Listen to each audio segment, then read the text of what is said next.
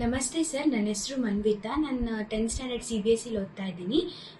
ನಾನು starting 10th ಇಂದನೂ 100% efforts ಮತ್ತು hard work ಮಾಡಿ ಬೋರ್ಡ್ ಎಕ್ಸಾಮ್ಗೆ ಪ್ರಿಪೇರ್ ಆಗಿದ್ದೀನಿ. ಬಟ್ ಎಕ್ಸಾಮ್ ಟೈಮಲ್ಲಿ ಪೇಪರ್ ನೋಡಿದ ತಕ್ಷಣ ಟೆನ್ಷನ್ ಮತ್ತು ಕನ್ಫ್ಯೂಷನ್ಸ್ ಆಗುತ್ತೆ. ಇದಕ್ಕೆ ನಿಮ್ಮ ಕಡೆಯಿಂದ ಏನಾದರೂ ಸಜೆಷನ್ಸ್ ಹೇಳ್ಬೋದಾ? ಮನ್ವಿತಾ, ನೀನು ಹೇಳಿ ಸರಿಯಮ್ಮ. ಅದು ಕೆಲವು ಜನ ನಂಬಲ್ಲ, ಕೆಲವರು ಹೇಳಿದೆ ಅದು ಹೆಂಗೆ ಮರ್ತು ಹೋಗುತ್ತೆ ಅಂತ ಹೇಳ್ತಾರೆ. ಮರೆಯೋದು ನಿಜ. ಅದು ನಾನು ಆಗಲೇ ಹೇಳಿದೆ, ಪರೀಕ್ಷೆಗೆ ಹೋದಾಗ ಟೆನ್ಷನ್ ಆಗುತ್ತೆ. ಹೇಗಾಗತ್ತೆ ಹೇಳ, ಒಂದು ಹಾಲಲ್ಲಿ 40 ಜನ ಮಕ್ಕಳು ಕೂತಿರ್ತಾರೆ. ಒಬ್ಬರೇ ಎಕ್ಸಾಮಿನರ್ ಬರ್ತಾರೆ, ಬರ್ತಾರೆ, ಇನ್ವಿಜಿಲೇಟರ್ ಬರ್ತಾರೆ. ಒಮ್ಮೆ 40 ಎಸೆಯೋಕ್ಕಾಗಲ್ಲ. ಹಿಂಗೆ ಕೊಟ್ಕೊಂಡ್ಬರ್ತಾರೆ. ಇಲ್ಲಿ ಕೂತವನ ಗತಿ ಏನು? ಕೊನೆಗೆ ಕೂತವನು ಅವನೇನು ಮಾಡ್ತಾನೆ ಗೊತ್ತಾ? ಮೊದಲು ಯಾರು ಸಿಕ್ಕಿದೆ ಅವ್ರ ಮುಖ ನೋಡ್ತಿರ್ತಾನೆ. ಕ್ವಶನ್ ಪೇಪರ್ ಸಿಕ್ಕವ್ರಿಗೆ ಅವ್ರು ನಕ್ಕರೆ ಪೇಪರ್ ಈಸಿ ಇದೆ. ಅವ್ನ ಮುಖ ಗಂಟಕೊಂಡ್ರೆ ಅಯ್ಯೋ ಪೇಪರ್ ಕಷ್ಟ ಇದೆ. ಓಂ ನಮ ಶಿವಾಯ, ಶ್ರೀ ರಾಘವೇಂದ್ರ ಆಯನಮ್ಮ ಬರೋದು ಕೂತ್ಕೋತಾರೆ. ಟೆನ್ಷನ್ ತುಂಬ ಬಿಗಿ ಆಗಿಬಿಡುತ್ತೆ. ಅದು ಬೇಡ, ಟೆನ್ಷನ್ ಮಾಡ್ಕೊಳ್ಳೋದು ಬೇಕಿಲ್ಲ. ಅದಕ್ಕೇನು ಮಾಡಬೇಕು ಒಂದು ಟೆಕ್ನಿಕ್ ಹೇಳ್ಕೊಡ್ತೀನಿ ನಾನು, ಸಿಂಪಲ್. ಇದನ್ನು ಎಲ್ಲರೂ ಕಾಣಿಸ್ಬೇಕು. ಹೀಗೆ ಕೈ ಹಿಡ್ಕೋಬೇಕು, ಹೀಗೆ ಜೋರಾಗಿ ಪ್ರೆಸ್ ಮಾಡಬೇಕು.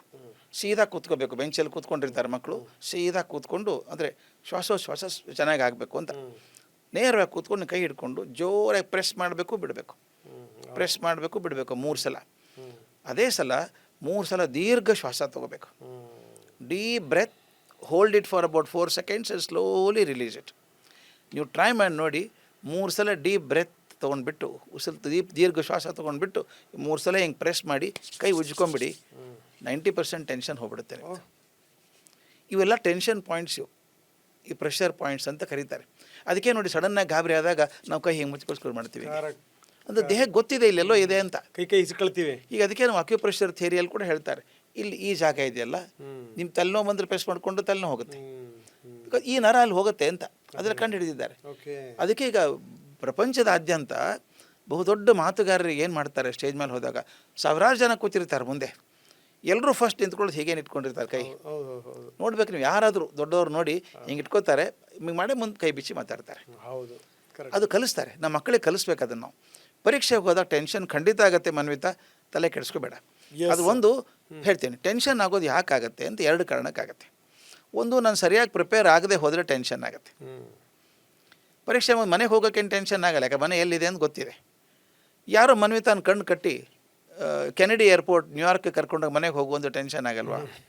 ಅಂದರೆ ಟೆನ್ಷನ್ ಆಗೋದು ಯಾವಾಗ? ಅನಿಶ್ಚಿತತೆ ಇದ್ದಾಗ, ಗೊತ್ತಿಲ್ಲದೆ ಹೋದಾಗ ಟೆನ್ಷನ್ ಆಗುತ್ತೆ. ನಾನು ವಿಷಯ ಚೆನ್ನಾಗಿ ಓದ್ಕೊಂಡಿದ್ದಾಗ ಟೆನ್ಷನ್ ಆಗಲ್ಲ. ಮೊದಲೇ ಭಾಗ ಇದು ವಿಷಯದ ಬಗ್ಗೆ ಸಂಬಂಧಪಟ್ಟದ್ದು. 2ನೇದು ಮನಸ್ಸಿಗೆ ಸಂಬಂಧಪಟ್ಟದ್ದು. ಮನಸ್ಸು ಸಂಬಂಧ ಹೇಳಿದ್ದೆ ನಾನು ಏನು ಮಾಡಬೇಕು ಅಂತ. ಈಗ ಪ್ರೆಸ್ ಮಾಡಿ 3 ಸಲ ಪ್ರೆಸ್ ಮಾಡಿ ದೀರ್ಘ ಶ್ವಾಸ ತೊಗೊಂಡು ಕೈ ಉಜ್ಕೊಂಬಿಡು ಚೆನ್ನಾಗಿ. 90% ಟೆನ್ಷನ್ ಹೋಗುತ್ತೆ. ಮತ್ತು ಅವ್ರು ನೋಡೋ ಕಾರಣ ಇಲ್ಲ. ಅದೇ ಕ್ವಶನ್ ಪೇಪರ್ ನಿನಗೂ ಬರೋದು, ಬೇರೆದೇನು ಬರೋಲ್ಲ. ಅದರಿಂದ ಓದ್ಕೋಬೇಕು. ಫಸ್ಟು ತಯಾರಿ ಆಗಬೇಕು ಪರೀಕ್ಷೆಗೋಸ್ಕರ ಚೆನ್ನಾಗಿ. ಹೌದು. ಈಗ ಅವಧಿ ಕಡಿಮೆ ಇದ್ದಂಥ ಸಂದರ್ಭದಲ್ಲಿ, ಈಗ ತಾವು ಹೇಳಿದಂಥ ಕೆಲವೊಂದು ಸೂತ್ರಗಳನ್ನು ಮೊದಲಿಂದನೂ, ಅಂದರೆ ಡೈಲಿ ಓದ್ತಾ ಬಂದ್ಬಿಟ್ರೆ ಇವೆಲ್ಲ ರಗಳೆಗಳೇ ಬರಲ್ಲ. ಹೀಗಾಗಿ ನೀವು ಹೇಳ್ತಾ ಇದ್ರಿ, ಹಿಂದಿನ ದಿವಸ ನಾನಂತೂ ಓದ್ತಿರ್ಲಿಲ್ಲ. ಹೌದು. ಇವಾಗ ಹಂಗಲ್ಲ. ಇದು ಯುದ್ಧಕಾಲೇ ಶಸ್ತ್ರಾಭ್ಯಾಸ. ಹೌದೌದು. ಅದು ಲಾಸ್ಟ್ ನಾವು ಶುರು ಮಾಡ್ಕೊತೀವಿ. ಈ ಸಂದರ್ಭದಲ್ಲಿ ತಮ್ಮ ಟಿಪ್ಸ್ ಏನು ಸರ್? ಈಗ ಕರೆಕ್ಟ್, ಅದು ಒಂದೇ ಸಮ ಓದ್ತೀವಿ ಅಂತೀವಲ್ಲ ನಾವು. ದಿನಕ್ಕೊಮ್ಮೆ ಊಟ ಮಾಡ್ತೀವಿ, 2 ಸಲ ಊಟ ಮಾಡ್ತೀರಿ. ಒಂದೇ ಸಲ 10 ಸಲ ಊಟ ಮಾಡೋಕ್ಕಾಗತ್ತಾ? ಅಜೀರ್ಣ ಆಗಲ್ವಾ? ಪರೀಕ್ಷೆ ತಲೆನೂ ಹಾಗೇನೆ. ಮನಸ್ಸಿಗೊಂದು ರಿಸೆಪ್ಷನ್ ಅಂತ ಒಂದು ಇರ್ತದೆ, ಸ್ಯಾಚುರೇಷನ್ ಅಂತ ಒಂದು ಇರ್ತದೆ. ತೃಪ್ತಿ ಆಗಿಬಿಡುತ್ತೆ. ಅದು ಜಾಸ್ತಿ ಇಟ್ಕೊಳ್ಳೋಕ್ಕಾಗಲ್ಲ. ಅದಕ್ಕೆ ನಾವೇನು ಮಾಡ್ತೀವಿ, ತುರುಕ್ಬೇಕು ಹಾಕಿ ತುರುಕ್ಬೇಕು ಅಂತ. ಉಳಿಯಲ್ಲ, ಅದು ಯಾವುದು ಉಳಿಯಲ್ಲ. ಅದು ಅದಕ್ಕೆ ನಾನು ಹೇಳೋದು ಒಂದು ಹೇಳ್ತೀನಿ, ಪರೀಕ್ಷೆಗೋಸ್ಕರ ಲಾಸ್ಟ್ ಮಿನಿಟ್ ತಯಾರಿ ಮಾಡಬೇಡಿ.